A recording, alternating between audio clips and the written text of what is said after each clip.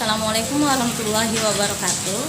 Perkenalkan, nama saya Agustini Guntur, nomor induk mahasiswa 202074234038, prodi Hukum Ekonomi Syariah Fakultas Syariah dan Ilmu Hukum Islam, mata kuliah Ekonomi Mikro Islam, dosen pengampu Zulkarnain MSI. Nah, dalam video kali ini saya akan membacakan materi terkait dengan ekonomi mikro Islam. Langsung saja, yang pertama, pengertian ekonomi. Ekonomi adalah ilmu sosial yang mempelajari perilaku manusia dalam mengelola sumber daya yang terbatas dan menyalurkannya ke dalam berbagai individu atau kelompok yang ada dalam suatu masyarakat. Kemudian, perbedaan mendasar antara ekonomi konvensional dan ekonomi Islam. Ekonomi Islam atau syariah dibuat dan berkembang berdasarkan ketentuan dalam agama Islam. Berbeda dengan ekonomi konvensional. Dalam ekonomi konvensional, Anda akan menemukan adanya bunga, sementara ekonomi syariah hanya mengenal prinsip bagi hasil dan bukan bunga. Prinsip ekonomi Islam. Prinsip-prinsip ekonomi Islam merupakan bangunan ekonomi Islam didasarkan atas 5 nilai universal, yaitu tauhid atau keimanan, yang kedua adil atau keadilan, yang ketiga nubuwah atau kenabian, yang ketiga khilafah atau pemerintahan, dan yang kelima ma'ad atau hasil. Sistem ekonomi Islam. Sistem ekonomi Islam secara sederhana merupakan sebuah peraturan di mana pelaksanaannya berlandaskan dengan berbagai syarat, yaitu Islam berpedoman pada Al-Quran maupun Al-Hadis. Yang kedua, macam-macam sistem ekonomi. 1. Sistem kapitalisme. Kapitalisme adalah sistem yang memberikan kebebasan penuh pada semua orang untuk melakukan kegiatan ekonomi untuk memperoleh keuntungan.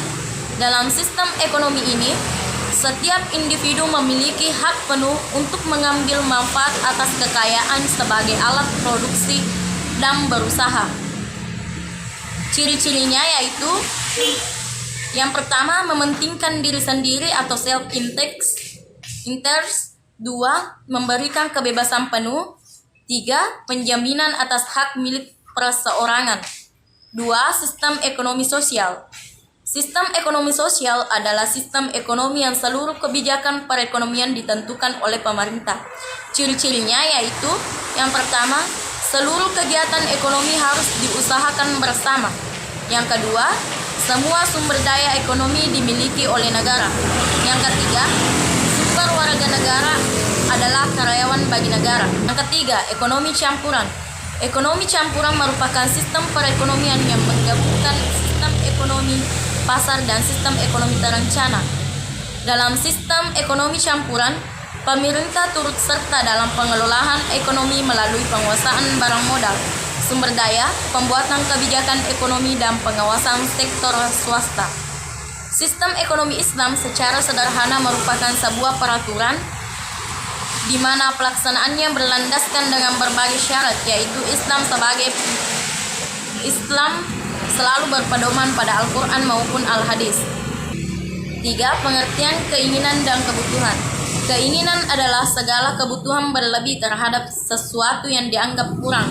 Pada dasarnya, keinginan tidak bersifat mengikat dan kita tidak punya keharusan untuk segera memenuhinya.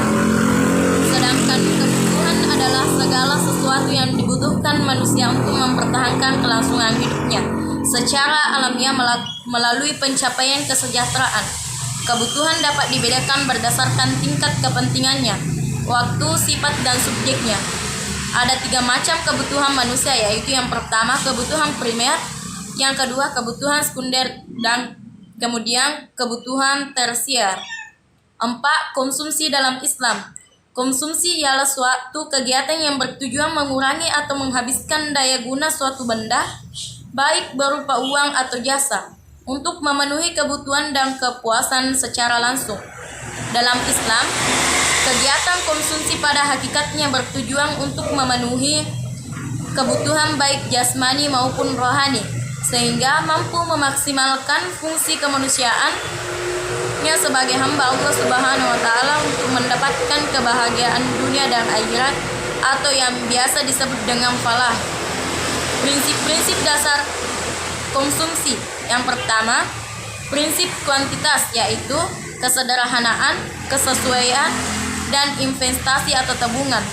Yang kedua, prinsip prioritas yaitu primer, sekunder, dan tersier. Yang ketiga, prinsip syariah yaitu akidah dan ilmu. Nah, baiklah, mungkin itu saja yang sempat saya bacakan materinya. Kurang lebihnya mohon dimaafkan. Wallahu muwaffiq ila aqwamit thoriq. Wassalamualaikum warahmatullahi wabarakatuh.